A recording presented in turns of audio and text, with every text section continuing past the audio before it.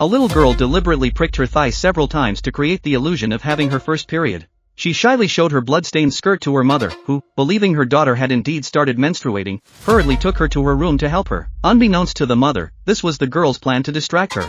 Once in the room, the girl anxiously handed her mother a phone filled with family photos of various households. Confused, the mother asked why her daughter was showing her these pictures. To her shock, the girl revealed that Jack, the man who had invited them on a trip, was a murderer, and the photos depicted families who had been his victims. The mother, thinking her daughter might be imagining things, asked how she knew this. The girl explained that while playing ball with Jack's son earlier, the boy intentionally threw the ball far away to avoid the adult's gaze and led her to a hidden cabin. Inside, he opened a secret passage leading to a basement. The girl then went down to the basement. Upon entering, she was startled to find it filled with all kinds of household items and various models of cell phones. While she was still trying to make sense of it, the boy opened a photo album and showed her the pictures inside. The photos depicted members of different families, but the strange thing was that Jack's family appeared in every single one of them.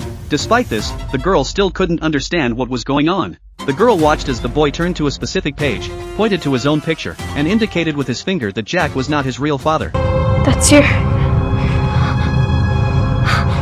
The boy then pointed to his tongue and opened his mouth.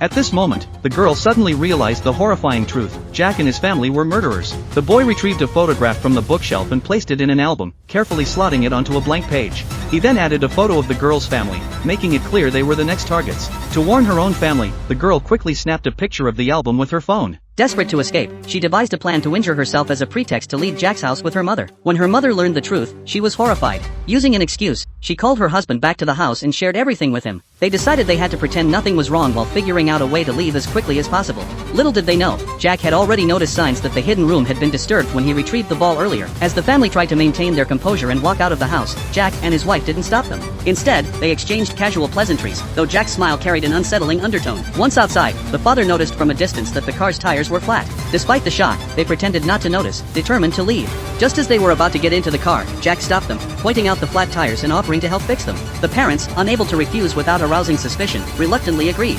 They knew defying Jack could mean certain death. Surprisingly, Jack actually repaired the tires. As they prepared to leave, Jack hugged the father goodbye, then moved to hug the mother. But to everyone's shock, he suddenly kissed her. Afraid of provoking Jack or giving away their fear, they silently endured. The young boy then hugged the girl, and she whispered to him that she would come back to save him. Finally, the girl's parents prepared to drive away, with the father maintaining a calm facade. He asked the boy to help open the gate, but as the boy walked a few steps, Jack called him back. The family's unease grew as Jack pulled out a remote control and opened the farm gate from a distance. Relieved, the family waved goodbye, thinking they were safe. But just as they were about to leave, the girl watched in horror as Jack suddenly grabbed the boy and tossed him into the pond.